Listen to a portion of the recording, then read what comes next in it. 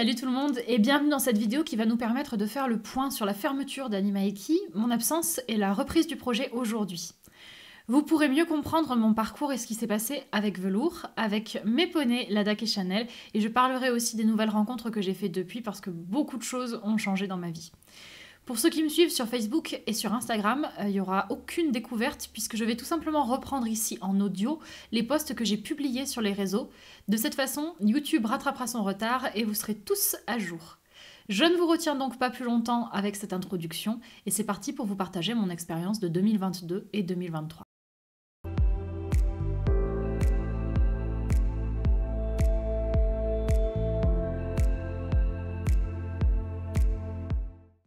Je crois qu'on a beaucoup de choses à se raconter. Avant tout, merci d'être là, merci de m'avoir attendu. Je reviens de loin après une fracassante dépression d'1 an et demi causée par de nombreux orages dans ma vie. Ça a noirci mon rapport aux chevaux, si bien qu'après le départ de Velours et mes poneys, je ne voulais plus aucun contact avec le moindre équidé. C'était trop, ça me répugnait ne serait-ce que d'en approcher un. J'avais fermement l'intention qu'ils sortent complètement de ma vie, mais il paraît que le naturel revient au galop.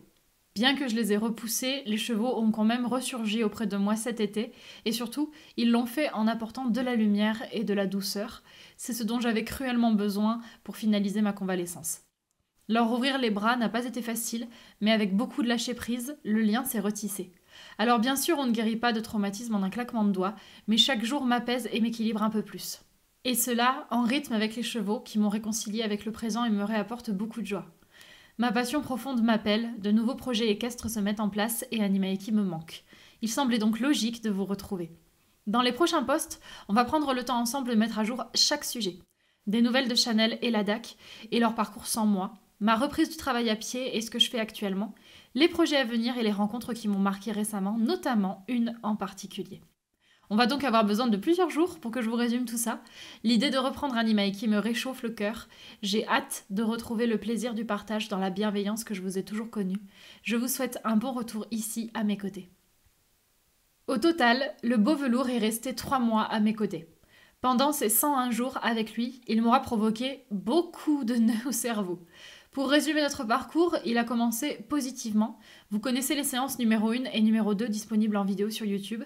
Et ça s'est compliqué à chaque séance. C'était le premier cheval que je rencontrais où je ne ressentais pas d'amour inconditionnel et le lien émotionnel entre nous ne se faisait pas. Pour avancer avec lui et l'aider dans sa rééducation, je suis passée par de nombreux exercices différents et l'évidence est apparue un petit peu plus chaque jour. Je n'avais pas les clés. Mes approches ne fonctionnaient pas, chacune de mes tentatives échouait, mes outils étaient infructueux. À vrai dire, le message de Velours semblait très clair. C'est comme s'il me disait « Trouve autre chose, tu n'utilises pas le bon vocabulaire ». J'ai fini par complètement m'arrêter, par respirer et par l'observer, intensément. Je voulais l'aider, j'avais rien à perdre et je ne voulais fermer aucune porte. C'est quand je suis partie sur des réflexions plus spirituelles que les choses ont commencé à s'éclaircir. La technique, ça ne marchait pas avec Velours. Il fallait l'aborder autrement, et pour ça, j'ai commencé par revenir aux racines. Quel était son gros problème de fond ? La fuite. Pourquoi j'arrivais pas à créer de lien avec ce cheval, alors qu'en même temps il me fascinait ? Il y avait quelque chose de paradoxal entre nous. En creusant tout ça, je me suis rendu compte que Velours avait beaucoup de choses en commun avec moi, et notamment cette fameuse fuite. En miroir, il m'a ouvert les yeux sur beaucoup de choses. Mon nouvel axe de travail s'est donc dessiné.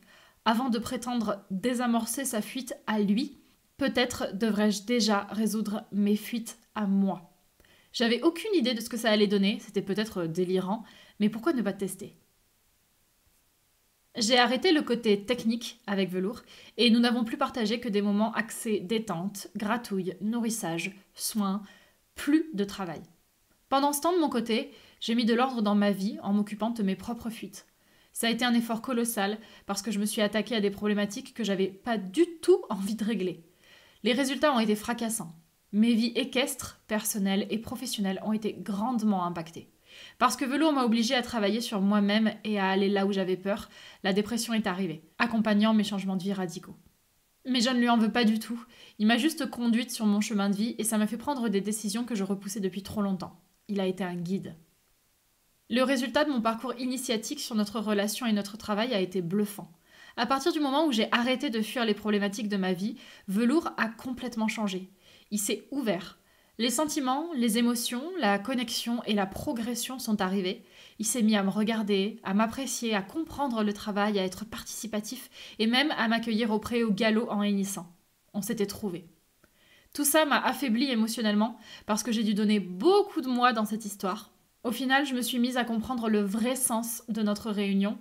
J'ai cru que Velours était venu pour que je l'aide et que je le rééduque, mais finalement, il est très clair que c'était l'inverse. Velours m'a accompagnée pour me faire une grosse transition de vie. C'est lui qui m'a fait grandir et qui m'a rééduquée.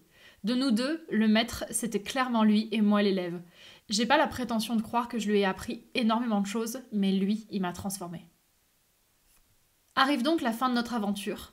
Une fois que j'ai eu terminé mon travail sur moi-même, comme s'il avait rempli sa mission, Velours s'est sereinement détourné de moi. Notre connexion a faibli, comme s'il était déjà ailleurs. Ce qu'on avait à faire ensemble était terminé, il passait donc à autre chose. Il est rentré chez lui, auprès de sa propriétaire, et a retrouvé sa vie au pré avec ses copains. Voir Velours partir, ça a été douloureux, bien sûr parce que je l'aimais et qu'il m'a manqué, mais en même temps, j'étais très soulagée qu'il parte. Il m'a bousculée, épuisée, poussée dans tous mes retranchements, et je suis sortie de nos 3 mois ensemble comme d'une machine à laver. J'avais jamais croisé un cheval comme lui, un genre de messager qui vient pour apporter quelque chose de précis, et une fois que c'est fait, il s'en va, tout simplement. J'avais parfaitement conscience que sa place auprès de moi était temporaire, et tout a été extrêmement logique et cohérent.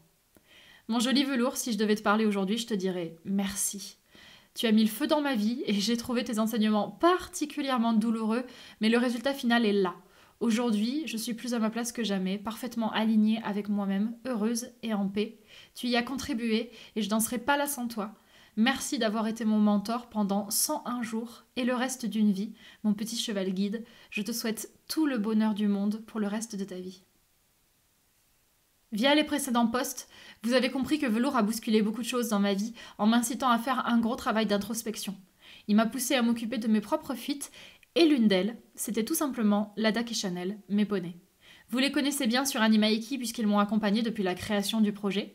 Ladak est arrivé dans ma vie en février 2015 alors qu'il avait un petit peu plus d'1 an et demi et Chanel nous a rejoints en juin 2015, elle avait alors 3 ans. Ils étaient jeunes et moi aussi, j'avais 19 ans lorsque je suis devenue leur propriétaire. Leurs achats n'ont pas été guidés par des coups de cœur ou un feeling particulier. J'ai choisi la DAC parce qu'il correspondait à mes critères et parce que je le trouvais mignon. Quant à Chanel, je l'ai prise parce que le fait qu'elle soit sa propre sœur m'a séduite. Nos débuts ont été timides avant que je m'attache vraiment à eux. Ça me ressemble parce que je suis quelqu'un qui a besoin de prendre du temps pour construire des relations. J'ai jamais regretté de les avoir pris sous mon aile, aucun autre cheval n'aurait pu les remplacer. Lorsqu'on s'est bien connus, j'ai ressenti pour eux un amour énorme et c'est toujours le cas aujourd'hui. Ils sont et resteront toute ma vie mes bébés, les 2 poulains qui ont grandi avec moi et qui m'ont appris tant de choses. Ils m'ont apporté beaucoup de joie, mais soyons sincères, j'ai pleuré plus souvent que je n'ai ri avec eux. Ils étaient des mentors intransigeants et être à leur hauteur, c'était extrêmement difficile. Vivre avec Ladak et Chanel, c'était le parcours du combattant.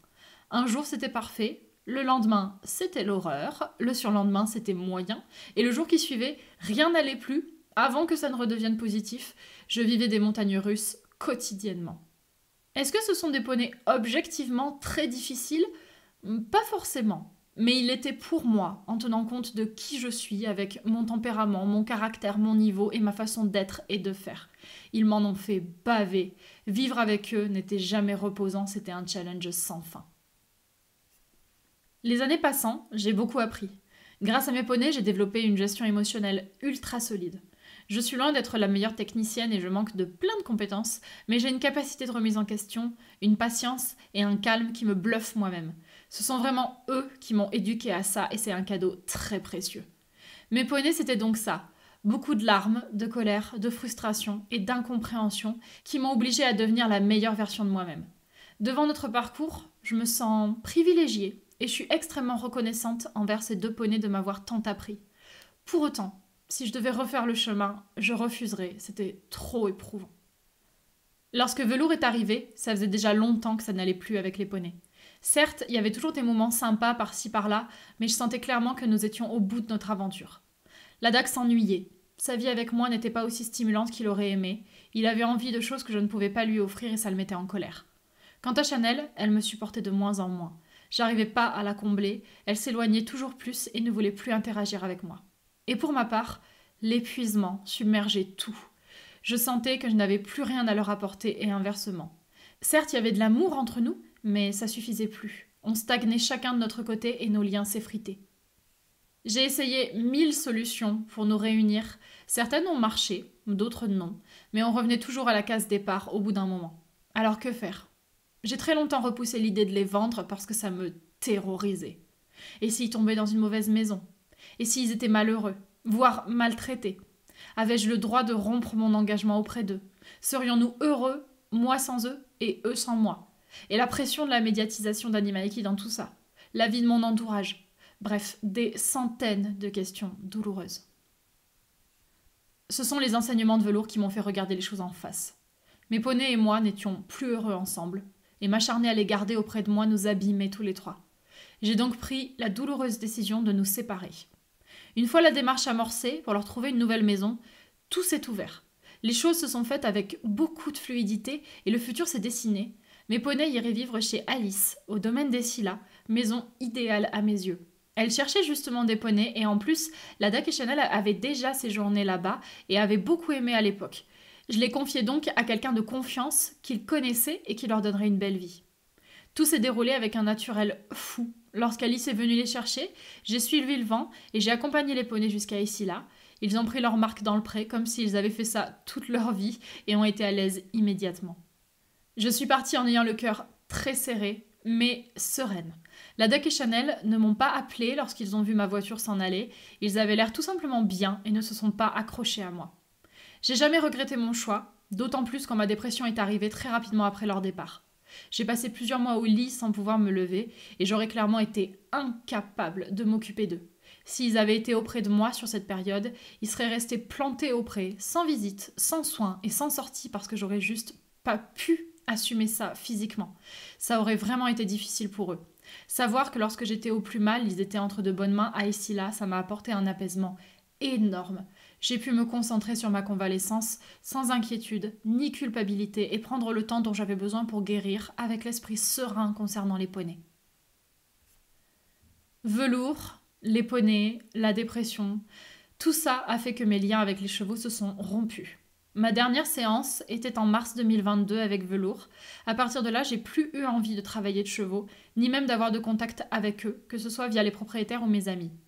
Dans ma tête, les chevaux étaient devenus synonymes de douleur. On ne triche pas avec un cheval, on ne peut pas mentir.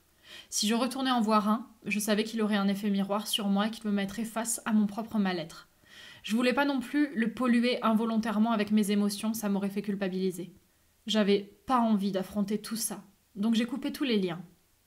Ne plus échanger avec les chevaux, ne plus les côtoyer, ne pas même en apercevoir. Voilà ce dont j'avais besoin. Quand je baladais mon chien, j'évitais les chemins qui longeaient des prés et où il y avait des troupeaux. Chez moi, j'ai déplacé ma bibliothèque équestre pour ne plus l'avoir sous les yeux quotidiennement. En voiture, je tournais la tête pour ne pas regarder de chevaux dans les pâtures. J'étais devenue épidermique à eux. L'une de mes solutions a été de passer du temps dans mon village familial pour être entourée de mes proches, mais aussi pour fuir les chevaux. Chez moi, c'était lourd de passer devant le centre équestre voisin, devant les pâtures où je connaissais les troupeaux pour avoir travaillé avec, ou devant mon ancienne pension dans laquelle il y avait tant de souvenirs. Dans mon village familial, au moins, il n'y avait pas de chevaux. Je pouvais marcher avec mon chien l'esprit tranquille. Et pourtant, il y a eu Elita. En faisant un tour de village avec ma mère, je suis un jour tombée sur cette Irish Cob. Décidément, les chevaux ne semblaient pas avoir envie que je me débarrasse d'eux. Je me souviens que ma mère m'avait incité à la caresser, mais rien à faire, j'étais braquée, et ne serait-ce que marcher à côté du pré m'avait mise au bord des larmes. Il avait été hors de question que je m'approche d'elle à moins de 10 mètres, et encore moins de la toucher. Je ne voulais plus de chevaux dans ma vie. Presque 1 an et demi a passé depuis mon arrêt des chevaux. J'étais toujours autant à fleur de peau les concernant. Ils suscitaient beaucoup de douleur et de tristesse en moi, et je les fuyais le plus possible. À vrai dire, j'étais très heureuse d'avoir arrêté avec eux. J'avais l'impression que ça m'enlevait un poids énorme et ils ne me manquaient jamais. Les choses étaient très claires dans ma tête. Les chevaux ne faisaient plus partie de ma vie, c'était un chapitre définitivement clos. En revanche, je culpabilisais énormément par rapport à la Duck et Chanel. Après notre séparation, je m'étais promise de leur rendre visite, mais rien à faire, j'y arrivais pas.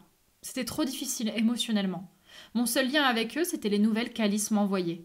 Je savais qu'ils allaient bien, mais ça allait pas plus loin. J'étais pas capable de plus. Et puis, il y a eu un jour où j'ai eu envie d'aller voir Elita. parce qu'elle était toute proche dans le village. Je m'explique pas pourquoi. J'ai rien fait avec elle, je l'ai ni manipulée, ni même approchée, j'ai juste passé un moment à la regarder de loin. Ça a été mon premier contact neutre avec un cheval depuis 1 an et demi, sans pollution émotionnelle. Petit à petit, elle m'a attirée de plus en plus, si bien que j'ai demandé à son propriétaire si je pouvais m'en occuper de temps en temps et il a gentiment accepté. C'était étrange, compte tenu de mon rejet des chevaux, mais je me posais pas vraiment de questions. J'avais parfois envie d'être auprès d'elle, donc j'y allais, tout simplement. J'ai d'abord réappris à m'approcher d'elle, puis à la toucher et lui parler, et finalement, elle m'a attendrie. C'est une jument adorable et bien éduquée, pleine de qualités, ça me faisait plaisir d'aller la voir. Puis un jour, je suis allée au pré avec un licol et une longe. Tranquillement, on a amorcé des petits échanges, fait quelques exercices, sans attente et sans pression. Je me suis rendu compte que j'étais encore capable de communiquer avec un cheval et que finalement, c'était pas si horrible que ça. J'ai fait quelques séances avec Elita et elle m'a permis de retrouver le travail à pied. Étrangement, mes habitudes et repères sont revenus instantanément. Certes, je m'étais démusclée et mes gestes étaient engourdis, mais mon feeling, mon timing et ma méthodologie étaient intacts. À croire que j'avais arrêté la veille. Pour ma réconciliation avec les chevaux, c'était la jument idéale. Sans aucun vice, avec une grande gentillesse et capable d'une belle légèreté. Les exercices se déroulaient dans la réussite, sans difficulté et sans conflit. Je savais pas encore si ça me faisait plaisir, mais en tout cas, je ressentais le besoin d'échanger avec elle et j'étais apaisée en sa présence. Là où j'ai commencé à être interpellée, c'est lorsque j'ai réalisé que j'avais envie de plus. Elita était bien éduquée et n'avait pas de problème, elle n'avait pas besoin de moi dans sa vie pour régler quoi que ce soit. En revanche, les chevaux rétifs, difficiles, en détresse, dans l'opposition, ça a toujours été eux mes cas préférés. Parce que ça me transcende de les aider et à vrai dire, ils commençaient à me manquer. Non seulement Elita a rallumé une petite flamme au fond de moi qui m'a redonné envie de travailler à nouveau des chevaux, mais elle m'a aussi aidée dans mon métier de photographe. J'ai complètement arrêté d'exercer à cause de ma dépression, d'autant plus que mes modèles étaient souvent équestres. Ma reprise s'est faite cet été avec un groupe de 3 chevaux et leurs propriétaires, dont Elita. C'est là que j'ai retrouvé le plaisir de photographier les chevaux et mon activité pro a pu reprendre. Cet Irish Cob a donc été un petit rayon de soleil au milieu de mon année 2023 qui m'a réintroduite à ma passion et à mon métier et par extension, je crois qu'on peut dire, à la vie. Merci à elle de m'avoir remis le pied à l'étrier. Cet été, bien que toujours en dépression, j'ai retrouvé de la paix via ma réconciliation avec les chevaux et la photographie. C'est ainsi que j'ai rencontré Philippe et Nathalie, un couple adorable qui élève des painters, leur élevage c'est le relais de la garde, et avec qui j'ai commencé à travailler. Notre premier objectif, c'était de faire des photos pour l'élevage. Ça m'enthousiasmait beaucoup, d'autant plus vu la beauté des chevaux. J'ai rencontré un premier troupeau avec notamment les poulains, un mâle et une femelle. Quand je suis rentrée dans la pâture, j'avais qu'un intérêt photographique en tête. Je ne songeais alors même pas ne serait-ce qu'à travailler l'un de ces chevaux, et pourtant, un petit cataclysme est arrivé. J'ai caressé chaque cheval pour leur dire bonjour, jusqu'à arriver à la pouliche. Et quand j'ai posé mes mains sur elle, j'ai ressenti quelque chose de fort. C'était un feeling extrêmement doux et confortable, très simple et pourtant très attirant. De la toucher m'a fait oublier tous mes problèmes en un instant pour ne faire place plus qu'à du calme et de l'apaisement. Des coups de cœur, j'en ai eu avec certains chevaux de propriétaires que j'ai adorés, mais ça venait toujours avec une certaine force. Là, ça avait rien à voir. C'était un sentiment plus subtil, mais plus profond, comme plus solide et hors du temps. Surtout, je me suis rendu compte que mes coups de cœur avec les chevaux se construisaient toujours suite à une discussion avec eux à travers le travail. C'était en fonction de nos échanges et de leurs réactions que je tombais sous leur charme. Avec cette pouliche, ça sortait de nulle part, sans aucun fondement, ça m'était jamais arrivé. Tant que mes mains ont été posées sur elle, j'étais comme sur un petit nuage en coton, si bien que j'ai raté mon shooting photo en ne prenant quasi pas de clichés. Quand je me suis enfin décrochée d'elle, la panique est arrivée dans mon esprit au grand galop. Qu'est-ce qui m'arrivait ? J'avais aucune envie de m'attacher à un poulain et encore moins d'envisager le moindre projet équestre. À noter que, suite à la Lake et Chanel, je m'étais promise de ne jamais redevenir propriétaire. Mon ressenti avec elle m'a fait très peur. Il était hors de question que je me laisse submerger par ce feeling étrange. Une fois rentrée chez moi, la nuit m'a apporté cauchemars et maux de ventre. La rencontre avec cette pouliche m'a énormément perturbée. Je comprenais pas le feeling que j'avais ressenti, pourquoi il avait été si fort et ce que je devais en faire. Dès le lendemain, je me suis dit que je devais retourner la voir. C'était sans doute une petite attraction passagère, ça me paraissait aberrant que ça se reproduise, et le confirmer allégerait mon esprit.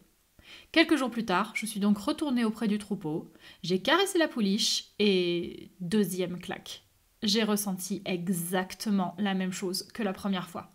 Ça ne semblait donc pas être un hasard, apparemment, il y avait quelque chose de fort. Pour vous parler plus de cette petite Paint, elle avait 4 mois et demi et était à réserver. Elle rejoindrait sa future famille après son sevrage à 1 an. Ses éleveurs avaient prévu d'annoncer sa vente dans 1 mois. De mon côté, il était hors de question d'acheter un cheval. J'étais trop échaudée par mon expérience avec les poneys. D'ailleurs, en parlant des poneys, de côtoyer cette pouliche me faisait me sentir très mal par rapport à eux. De me trouver sereine et apaisée auprès d'un nouveau cheval, de sentir cette émotion particulière, j'avais l'impression de les trahir. Moi qui n'avais même pas réussi à retourner les voir depuis 1 an et demi, je culpabilisais beaucoup. En y repensant au fil des jours, mes émotions par rapport à la Dak et Chanel s'apaisèrent. À tel point qu'un matin, l'évidence arriva. J'étais prête pour aller les visiter. J'avais envie et besoin de les revoir, de me sentir en paix avec eux et de savoir comment ils allaient me recevoir. De progresser comme ça dans mon rapport au poney, ça m'a rendue très heureuse. Et puis, ça m'a aussi apaisée par rapport à la pouliche. Finalement, peut-être qu'elle était entrée dans ma vie simplement pour que je puisse finaliser mon histoire avec la Dak et Chanel, pour me donner le déclic pour aller les voir, et si c'était bien ça, je ne pouvais que la remercier. La prochaine étape, c'était donc d'aller passer une après-midi au domaine des Scylla pour revoir la Dak et Chanel. C'est en septembre que j'ai passé une journée au domaine des Scylla pour rendre visite aux poneys. J'avais pas d'attente spécifique, je me sentais juste prête et j'avais hâte de les voir. La Dak et Chanel ont longtemps partagé le même pré, mais lors de ma visite, ils avaient changé de troupeau. Je les ai donc vus l'un après l'autre, ce qui était pas plus mal parce que ça m'a donné un moment privilégié avec chacun individuellement. J'ai commencé par aller voir la Dak. Il m'a reconnue de loin et est venu directement à ma rencontre. C'était tranquille, naturel et attendrissant, un très beau moment qui restera gravé dans ma mémoire. Il a énormément changé, maintenant il est complètement blanc, plus du tout gris, ses crins ont beaucoup poussé, et surtout, je l'ai trouvé très adulte. Il a beau avoir 10 ans cette année, la Dak a toujours été très immature et avait une vibration très bébé. Là, c'était plus du tout le cas. Je l'ai trouvé transformé, posé et mature. C'est un ressenti très personnel, mais c'était évident pour moi. Il a passé un stade dans sa vie et maintenant, c'est un grand. Ça m'a émue. Il avait l'air équilibré, serein et profondément joyeux. La joie, c'est sans doute ce qui était le plus flagrant. Il avait l'air sincèrement heureux de me voir, et quand je lui ai proposé de jouer, il m'a tout de suite rejoint. On a couru ensemble et fait beaucoup de câlins. Le moment était hors du temps avec beaucoup d'amour. Il m'a quitté à plusieurs reprises pour aller gratouiller ses copains et revenir me voir de plus belle. C'était très drôle, c'était comme s'il tenait à me présenter ses amis, il avait l'air tout fier. L'un d'eux m'a d'ailleurs bien fait rire, parce que, à part sa couleur pie, c'était le portrait craché de Sultan, poney d'une amie que la Dak aimait beaucoup, les habitués se souviendront de lui. Comme quoi, les goûts en matière de copains restent les mêmes. Je pense que ce moment nous a fait autant plaisir à l'un qu'à l'autre. On a vraiment eu une petite bulle d'osmose toute douce, puis à un moment, il est juste parti, tranquillement. La déconnexion a été forte et immédiate. Je l'ai ressenti comme j'ai adoré te revoir, mais maintenant, je retourne à ma nouvelle vie. Il m'a plus regardé, n'a plus cherché à interagir avec moi, et est retourné brouter et interagir avec son troupeau. Avant, la Dak, c'était le premier à me retenir quand j'allais partir. Il restait à la porte ou m'appelait. C'était souvent qu'il en avait pas eu assez, qu'il réclamait plus de temps, de sortie, d'attention. Ça le frustrait d'ailleurs, c'était dur pour lui. Là, il avait juste plus besoin de moi et je le sentais tout simplement bien. De le voir comme ça a confirmé que m'en séparer était la bonne option. Je l'ai trouvé serein et joyeux à Scylla, alors que les derniers temps à mes côtés, il était facilement grognon et en colère. Pour moi, c'est la plus belle récompense, qu'il soit heureux, peu importe que ce soit avec ou sans moi. Après la Dak, je suis allée visiter sa sœur. Mon moment avec elle a été moins intense et moins chaleureux, mais ça correspond bien à la relation qu'on avait et à son caractère. Autant la Dak m'a paru très changée, autant j'ai bien retrouvé Chanel comme je la connaissais. Elle continue de s'éclaircir, mais sa robe ne change pas tant que ça, et elle a toujours la même petite tête adorable. Pas de grande retrouvailles avec elle. Je me suis accroupie dans le pré et on s'est regardé un moment avant qu'elle ne vienne. On a fait quelques gratouilles, mais elle s'est détournée assez vite, plus concentrée à regarder ce que faisaient ses copines. Chanel a toujours été plus froide et moins démonstrative, je l'ai bien reconnue là. Je lui ai proposé d'autres câlins, mais elle avait tendance à fuir, donc j'ai pas insisté. On s'est plus retrouvés lorsque je lui ai demandé un petit déplacement latéral en liberté. Ça a toujours été son exercice préféré, le mouvement dans lequel elle excelle et où elle se sent bien. Elle me l'a donné volontiers, et c'est sans doute ce qui a été le plus sympa. Je l'ai remerciée en me servant de son point gratouille préféré, et elle a eu l'air contente. Ça n'a pas été tellement plus loin, et à vrai dire, je m'attendais à quelque chose dans ce genre. Mon lien avec elle a toujours été très particulier, plus délicat qu'avec la DAC. Je sais qu'on a un attachement fort et profond, et en même temps beaucoup d'opposition, donc se rejoindre, c'est pas toujours facile. Quoi qu'il en soit, je l'ai trouvée elle aussi apaisée et sereine. Son groupe avait l'air sympa, Chanel était en forme, et en parlant avec plusieurs cavalières du club, j'ai cru comprendre qu'elle avait une super réputation. On m'a dit qu'elle était très appréciée et qu'elle était une jument d'école intéressante et attachante. Ça m'a fait plaisir pour elle de savoir tout ça. J'ai quitté le domaine des Scylla le cœur léger, en me sentant profondément en paix avec mes anciens poneys et surtout heureuse pour eux de leur nouvelle vie. Après avoir revu la DAC et Chanel, je me suis sentie plus en paix. Pourtant, un sujet continuait de me tracasser, la pouliche. Je pensais énormément à elle et j'arrivais pas à oublier le feeling si fort que j'avais ressenti. J'avais envie de retourner la voir, de l'observer pendant des heures et d'échanger avec elle. Cependant, elle n'était pas destinée à rester à l'élevage, donc je pouvais la côtoyer qu'un temps. Bientôt, elle trouverait une famille, et au-delà de profiter d'elle auprès, je ne saurais jamais si nous avions quelque chose à faire ensemble. La question de l'acheter est donc arrivée, avec beaucoup de difficultés pour moi. J'étais littéralement terrorisée. J'avais peur de me réinvestir auprès d'un cheval, peur des responsabilités que ça impliquait, d'autant plus vu son jeune âge, et surtout peur que ça ne marche pas. Et si on se correspondait pas? Si le même schéma qu'avec les poneys se reproduisait? Si j'étais pas à la hauteur? Si elle n'était pas heureuse avec moi et moi avec elle? Si j'arrivais pas à lui construire une vie optimale? Bref, toutes ces questions qui m'ont longtemps torturé l'esprit au sujet de la DAC et Chanel revenaient à présent pour cette pouliche. J'en ai donc parlé à Philippe et Nathalie, ses éleveurs, et j'ai eu une chance énorme parce que j'ai eu un contexte idéal pour réfléchir sans pression avec une bienveillance énorme de leur part. J'avais tout le mois de septembre pour me décider et je pourrais leur donner une réponse en octobre. Ça me laissait du temps pour aller la voir, apprendre à la connaître, me renseigner sur son élevage, sa race, sa filiation. Ça a aidé mon mental à arrêter de paniquer pour être plus calme et réfléchi et pour juste prendre le temps. Ne restait plus qu'à me familiariser avec cette petite demoiselle et essayer de déceler si nous pouvions partager nos vies. En septembre, mes visites à la pouliche m'ont aidé à mieux la connaître et surtout, mon feeling avec elle ne s'est jamais éteint au fil de nos rencontres. C'est pourquoi début octobre, j'annonçais avec émotion à Philippe et Nathalie mon souhait de la réserver. Nous y voilà donc. La vie a mis sur ma route cette demoiselle sans que je ne la cherche, et même si j'avais beaucoup de peur, j'ai finalement décidé d'ouvrir les bras pour l'accueillir. Une fois la décision prise, je me suis sentie très légère et en accord avec moi-même, comme si c'était une évidence. À partir de là, plein de belles choses se sont ouvertes et débloquées pour moi, y compris dans la guérison de ma dépression qui a fait un bond en avant. La maladie a reculé et je me suis sentie me retrouver profondément moi-même. Comme quoi, écouter mon cœur et non mon mental semblait être la bonne route. Cette pouliche m'a apporté d'un seul coup de la douceur, de la joie et tout simplement de la vie. Pour le moment, elle profite de sa maman et de son troupeau où le copain de son âge et 4 autres juments vivent avec elle. Elle a une vie sociale très riche, je trouve ça génial. Je la récupérerai après son sevrage, à ses 11 mois environ. En attendant, ce sont Philippe et Nathalie qui prennent soin d'elle avec énormément d'amour. Je me sens très privilégiée d'être accompagnée par des éleveurs aussi bienveillants qu'eux. Ils sont d'ailleurs naturellement devenus des amis. C'est une toute nouvelle vie qui s'offre à moi avec cette petite louloute qui a donc 9 mois à l'heure où j'écris ces lignes. J'ai aussi eu la chance de pouvoir choisir son nom que j'ai voulu imprégner des sentiments qu'elle m'inspire. Il n'y a donc plus qu'à souhaiter la bienvenue à Lovely Joy.